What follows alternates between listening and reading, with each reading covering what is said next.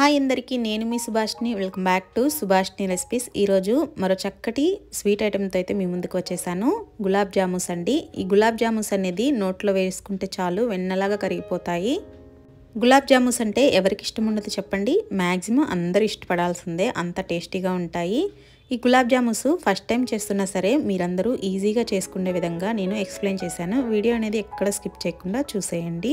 ముందుగా గులాబ్ జామున్స్ చేయటం కోసం ఈ విధంగా గులాబ్ జాము మిక్సర్ పౌడర్ అయితే తీసేసుకోండి. మీరు ఏ బ్రాండ్ తీసుకున్నా పర్వాలేదు, సో ఈజీగా చేసేసుకోవచ్చు. ఇక్కడ నేను 1/2 kg వరకు గులాబ్ జాము మిక్సర్ పౌడర్ అయితే తీసుకున్నాను. ఇక్కడ నేను అందరికీ ఈజీగా అర్థమయ్యే విధంగా కప్పుల కొలతలు అయితే చూపించాను. 4 కప్పుల వరకు అయిందండి పౌడర్ అనేది. ఉండలు లేకుండా ఈ విధంగా ఒకసారి అయితే కలుపుకోండి.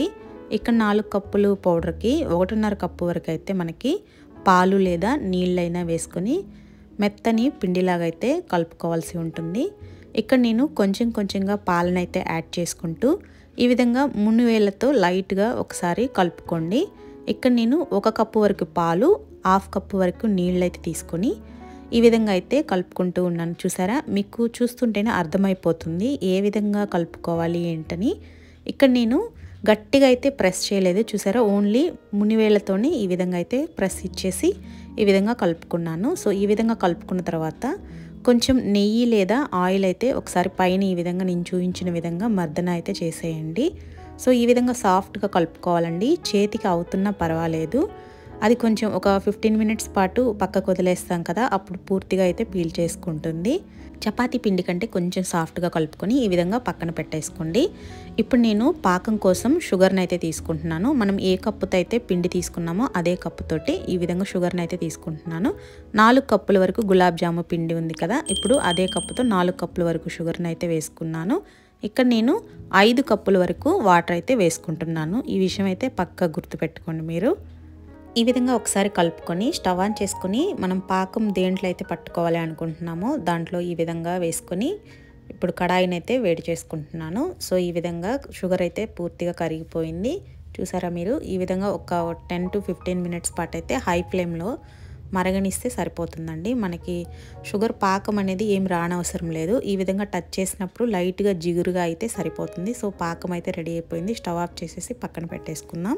ఇప్పుడు మనం ముందుగా కలిపి ఉంచుకున్న గులాబ్ జాము పిండి అయితే చూడండి ఎంత బాగా నానిపోయిందో. సో ఈ విధంగా నానితే సరిపోతుందండి. చూడండి, మీకు అర్థమయ్యేందుకు ఒకసారి చూపిస్తూ ఉన్నాను. ఈ విధంగా మనం ఓపెన్ చేసినప్పుడు లైట్గా ఎయిర్ బబుల్స్ అయితే లోపల ఉంటాయండి. సో అలాగే ఉంచేయండి, ఏమి గట్టిగా ప్రెస్ చేయొద్దు. ఈ విధంగా సైడ్గా ఒక సైడ్ నుంచి తీసుకొని మనకి ఏ సైజులో జాముస్ కావాలి అనుకుంటున్నామో, సో నేనైతే మీడియం కంటే కొంచెం తక్కువగా జాముస్ని అంటే చేసుకోవాలనుకుంటున్నాను. సో అందుకోసమే నేను చిన్న చిన్న జాముస్గా ఈ విధంగా ఉండలను అయితే సపరేట్ చేసేసుకున్నాను.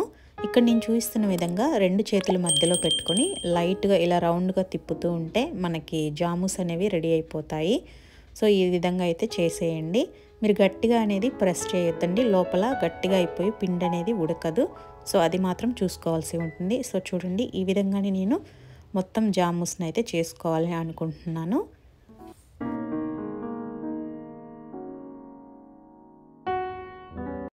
సో చూసారు కదా, ఫైనల్లీ నేను జాముస్ అన్నిటినీ చేసుకున్నాను. నాకు ఇక్కడ 2 ప్లేట్ల వరకు అయ్యాయి.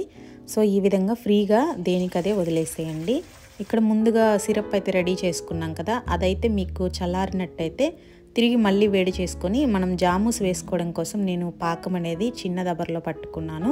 సో అందుకోసం ఫ్రీగా వేసుకోవాలనే ఉద్దేశంతో ఒక డేక్షాలు అయితే వేసేసుకున్నాను పాకం అనేది వేడి చేసుకొని.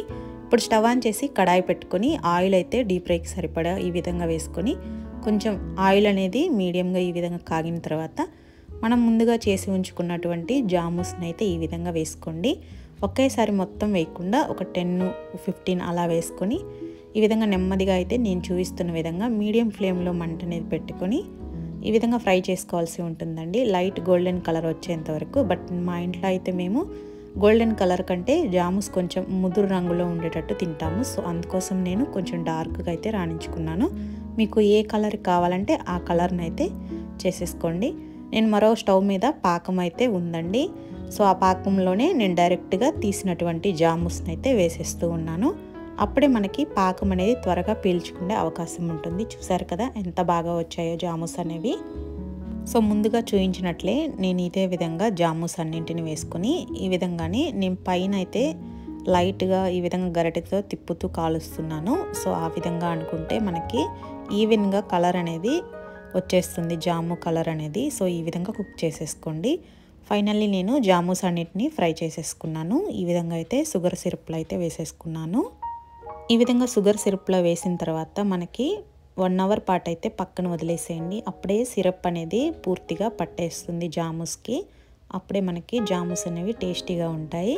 సో నేను సర్వ్ చేసుకుంటూ ఉన్నాను. చూసారా, మీకు చూస్తుంటేనే నోరూరిపోతుంది అనుకుంటున్నాను. టెంప్ట్ అవుతున్నారు కదా.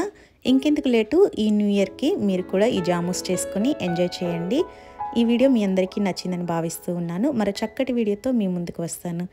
ఉండండి, మీరు లైక్ చేయకుండానే వెళ్తూ ఉన్నారు. Please like and share, subscribe now. Bye bye.